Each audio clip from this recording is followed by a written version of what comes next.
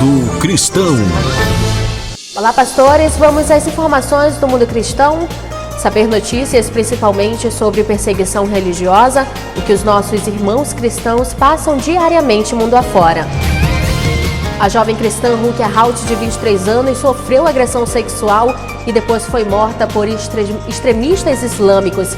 Ela era de uma família pobre do norte de Bangladesh e cursava o último ano da universidade em Rangpur.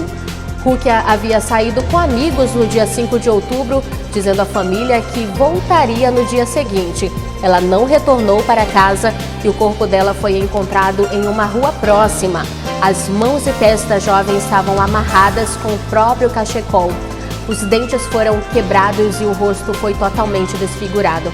A polícia acredita que os criminosos machucaram intencionalmente e o rosto da jovem para que ninguém pudesse identificá-la.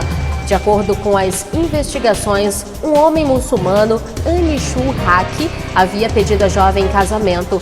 Ele sempre a assediava e ela chegou até escrever em seu diário que estava com medo, passando por perseguição e teve medo que ele fizesse algo contra ela.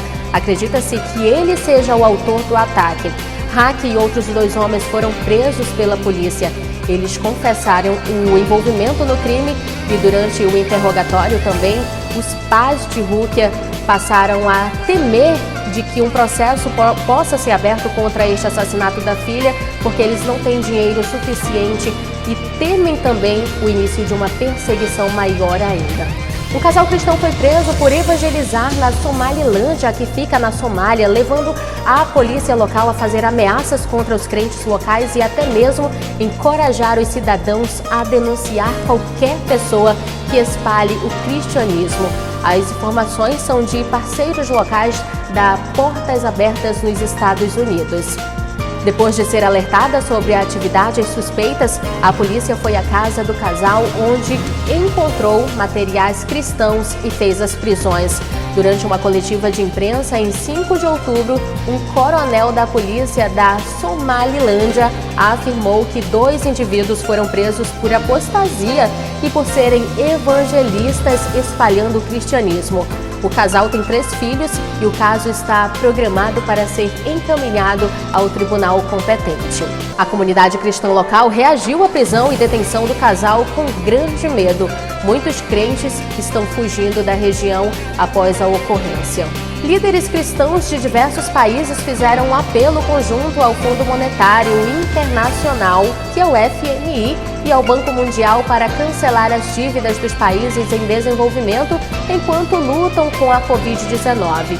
A carta foi enviada ao Banco Mundial e ao FMI antes de suas reuniões anuais, que acontecerão de 16 a 18 de outubro, quando as 2 instituições deverão discutir o alívio da dívida das nações mais pobres como parte do planejamento para a recuperação econômica global. O Banco Mundial alertou recentemente que a pandemia ameaça empurrar mais de 100 milhões de pessoas para a pobreza extrema e está agravando a desigualdade em todo o mundo. Os líderes cristãos alertam sobre a devastação causada pela pandemia nos países pobres e lamentam que eles estejam tendo que gastar recursos preciosos no pagamento de dívidas em vez de lutar contra a Covid-19. De acordo com uma pesquisa feita pela Lifeway Resistance, 53% dos pastores nos Estados Unidos querem votar no presidente em exercício Donald Trump em 3 de novembro. Mas também há simpatia por Joe Biden, especialmente entre teólogos liberais e afro-americanos e muitos indecisos. A pesquisa do Instituto Evangélico, apresentada em 13 de outubro, diz que 21% preferiram o desafiante democrata Joe Biden e 22% ainda estão indecisos. 68% dos pastores evangélicos e 20% dos pastores das chamadas igrejas tradicionais, que representam uma teologia mais demorada, dizem que querem votar em Trump. 61% dos pastores afro-americanos querem votar em Biden.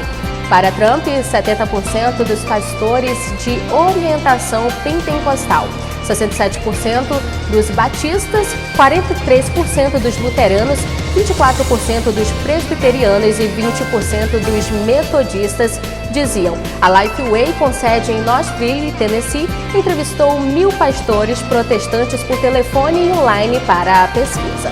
Essas são as principais notícias do mundo cristão, comigo, Bia Costa. Até a próxima!